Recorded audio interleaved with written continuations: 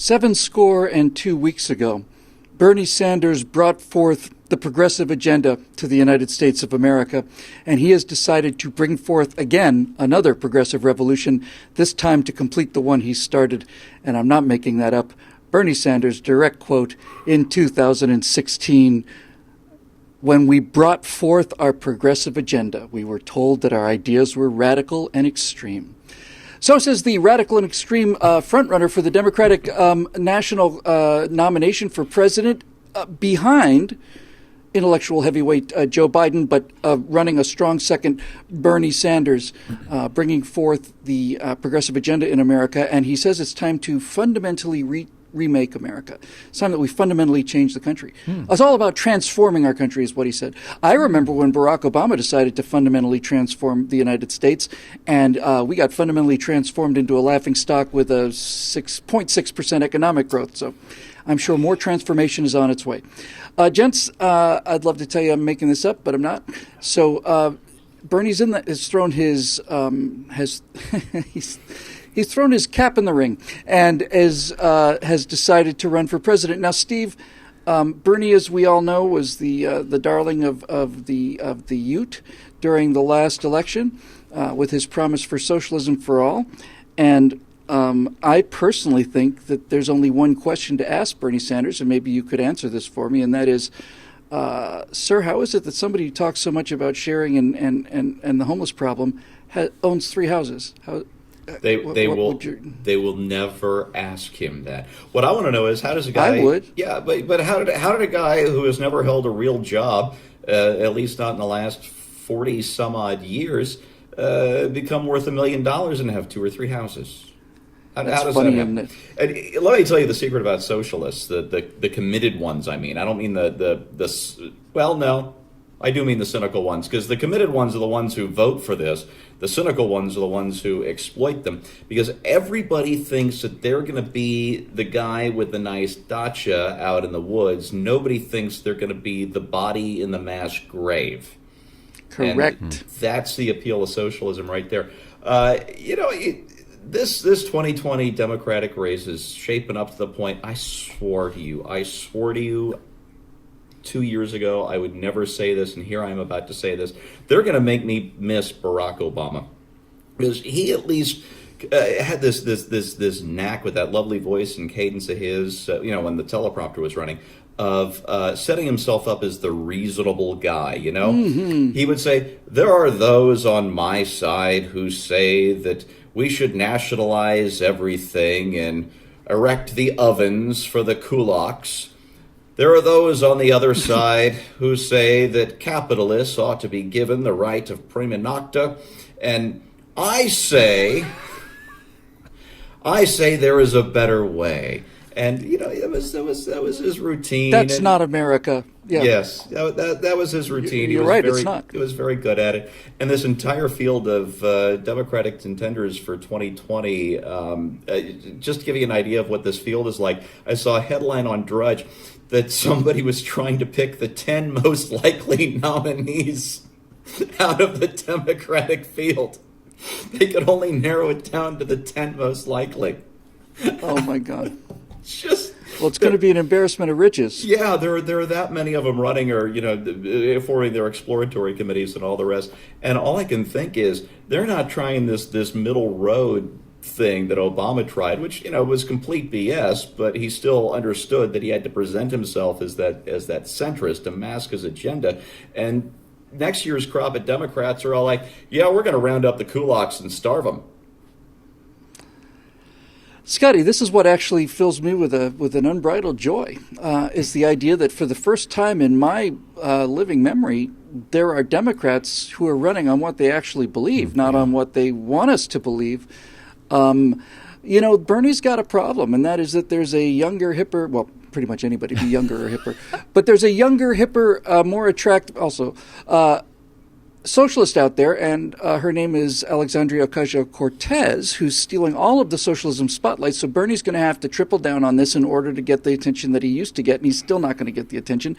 However, Elizabeth Warren just recently, I think today or yesterday, said we're going to take money from rich people so that we can afford child care for everybody. The entire party is now racing to the left, And Scott, this sets up, to me, the dream scenario for Donald Trump in 2020, which is America has to decide between kale and bacon.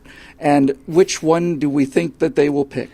Well, I think you're absolutely right. And I think, first of all, let's just pause a moment. And with you, I rejoice that Bernie Sanders has thrown his beret in the ring.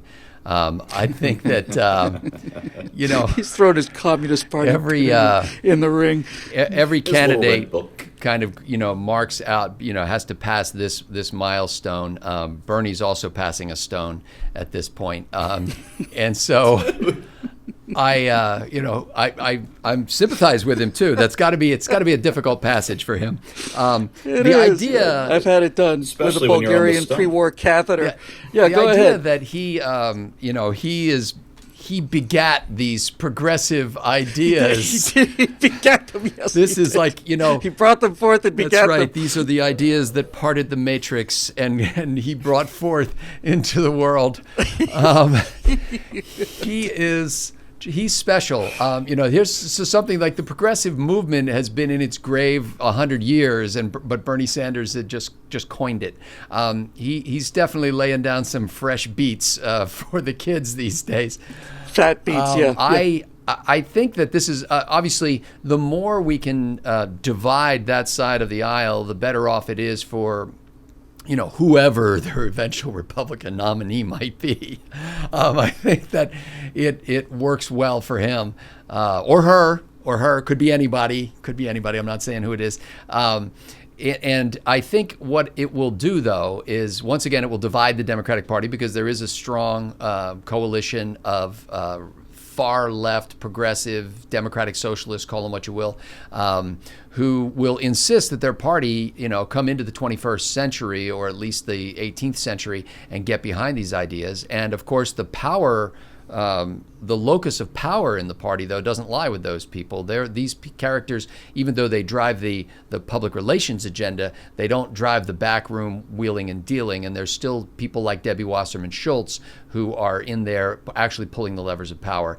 And the nominee will be who they decide it will, who the superdelegates, so to speak, decide it will. And that won't be Bernie Sanders. Yeah, no, it won't. Tom Perez has been, I can't remember if he's pulled this off or not, but, he's head of the DNC. He's been working, if he hasn't already, to really neuter the super delegates and open this wide up. So who knows what's going to happen, Scott? Well, I have to tell you, as a Republican and a conservative champion, the thing I fear the most is the young, vital dynamicism of a Joe Biden campaign, stealing the attention of the youth with all of the glamour and youthful appeal that he would bring to the election.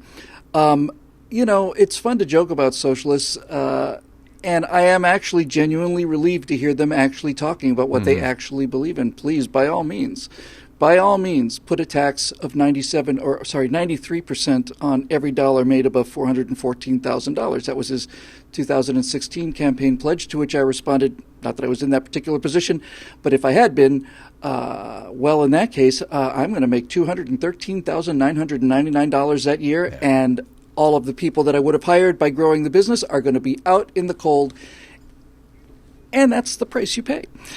But it is really, I think, happening right in front of our eyes. I think there is, with this whole thing is just melting down. The Academy Awards can't find somebody far left enough to have as a host. They're just constantly destroying themselves and eating themselves. The whole thing with the blackface in Virginia and the whole thing now where, oh my God, it's just a cascade of virtue signaling that's reached a point where it really is a gallop. It's a mad gallop to see how far left you can go and stand on your virtue. And again, to me, that means that 2020 will be a decision for Americans to make between kale and bacon. And I'm going to go with bacon on this one. And the day that kale wins over bacon is the day that this is no longer America, ladies and gentlemen. Damn right. And it's time to start finding someplace else to go. Couldn't be happier. My only question, again, would be for the socialists out there would be